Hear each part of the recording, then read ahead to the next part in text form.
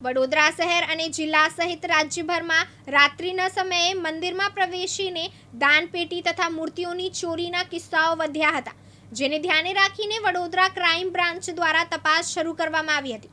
આ તપાસમાં દાહોદની મેળા ગેંગનો પર્દાફાશ થયો છે. આ મામલે પોલીસે 3 આરોપીની ધરપકડ કરી છે. તેમની પાસેથી ₹5 લાખનો મુદ્દામાલ રિકવર કરીને વધુ તપાસ શરૂ કરી છે. વડોદરા ક્રાઇમ બ્રાન્ચ દ્વારા તપાસ હાથમાં લેતા જ સીસીટીવી, ટેકનિકલ અને હ્યુમન રિસોર્સના આધારે તપાસ હાથ ધરવામાં આવી હતી.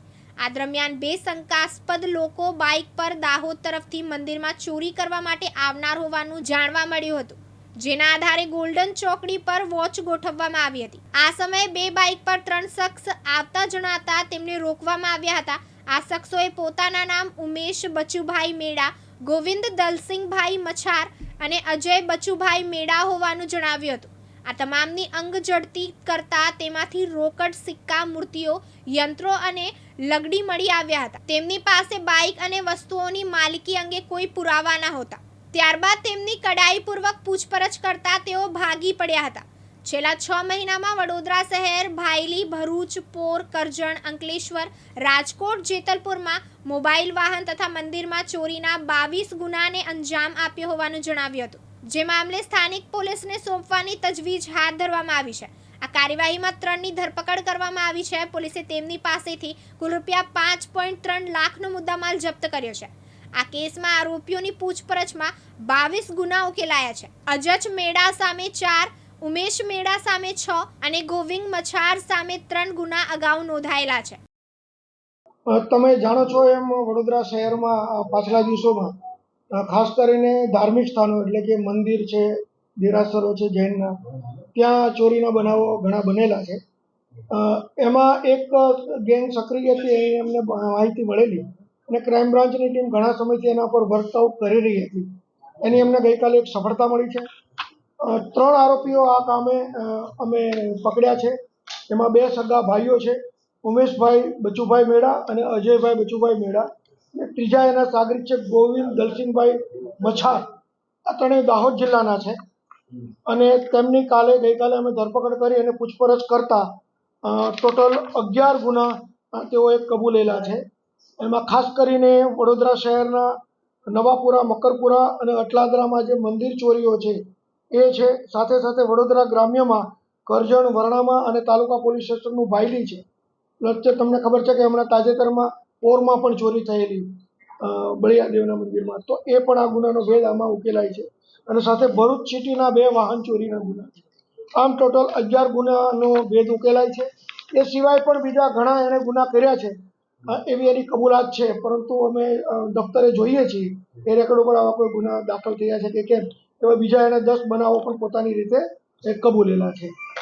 જોવા જઈએ તો એમની પાસેથી ટોટલ અમને 5 લાખ ઉપરાંતનો મુદ્દામાલ મળેલ છે, જેમાં મોટરસાઇકલો 3 છે, રોકડ રૂપિયા ₹1,95,000 જેવા છે, ચલણી સિક્કા છે, ચાંદીની અને સોનાની લગડીઓ છે અને પંચધાતુના જે જૈનના યંત્રો હોય એ પણ મળી આવેલા છે.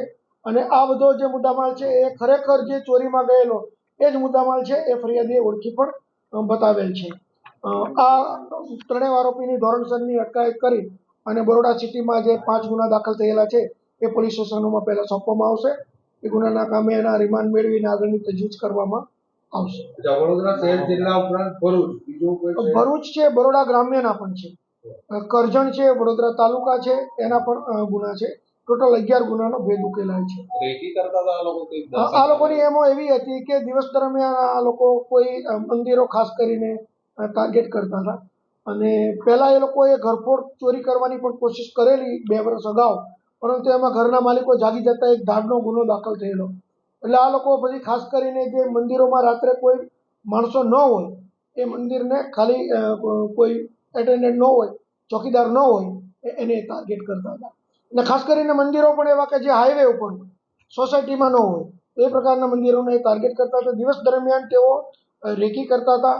મંદિરમાં જઈને જે દાનપેટી હોય, કારણ કે દાનપેટી લઈ જવાથી એને ઇઝીલી રોકડ રકમ મળી જાય. મુદ્દામાલ મળે તો એને વેચવાની એક પ્રોસિજર એને કરવી પડે પૈસા મેળવવા.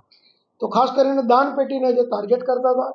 એની એમો એવી હતી કે દાનપેટીમાં એ ચલણી સિક્કા નાખી અને વેરીફાઈ કરતા હતા કે આની અંદર જે દાન પેટી છે એ ભરેલી છે કે ખાલી છે, ભરેલી છે તો કેટલી ભરેલી એનું એ અનુમાન કરી લેતા હતા દિવસ દરમિયાન, અને રાત્રે પછી એ જ મંદિરને ટાર્ગેટ કરતા. ત્રણેય દાહોદના છે.